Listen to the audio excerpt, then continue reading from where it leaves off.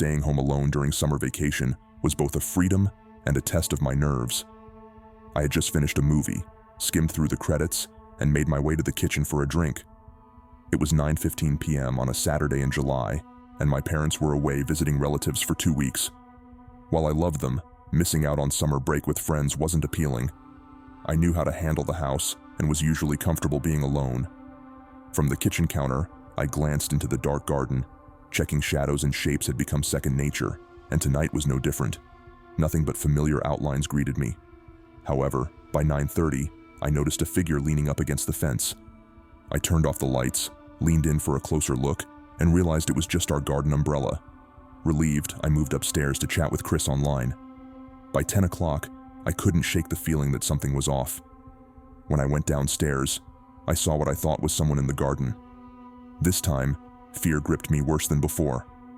The shape was gone, and I felt a peculiar absence. I messaged Chris, explaining the situation. Despite his initial resistance, he agreed to come over. Chris arrived, and we checked outside together, finding nothing but an unnerving feeling. Back inside, we talked, dismissed some fears, and decided to camp that night in his garden, backing onto a large forest. We felt safer by morning. Chris suggested a change of plans, camping near his house instead. I agreed. Perhaps a change of scenery would ease our minds. We spent a sunny day preparing and setting up the tent deeper in the forest behind Chris's house.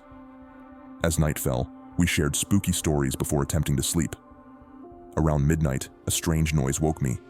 The lantern, which should have been inside, was now hanging high in the trees. Our fear soured into a chilling realization that we were not alone. We made a desperate plan to retrieve the lantern and head back to Chris's house. In our panic, we got lost in the dark woods. The lantern eventually crashed to the ground after Chris threw his backpack at it.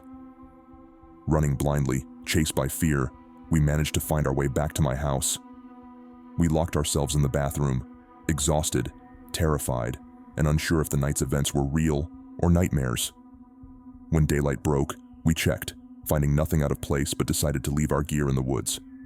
We spent the day indoors, trying to distract ourselves. When Chris's parents called around 9 p.m., I told them everything was fine, but asked them to come pick us up immediately. I went to the kitchen for a drink and heard a familiar, ominous clicking sound. Looking out the window, I saw a figure moving across the garden, tapping its way toward the house, its form clearer in the dim light. My pulse quickened as the figure drew closer, the clicks forming slow, deliberate words. Please. The chilling sound echoed in my ears as I stood frozen, the tapping growing louder with each passing second. Like, subscribe, and hit the bell icon for more.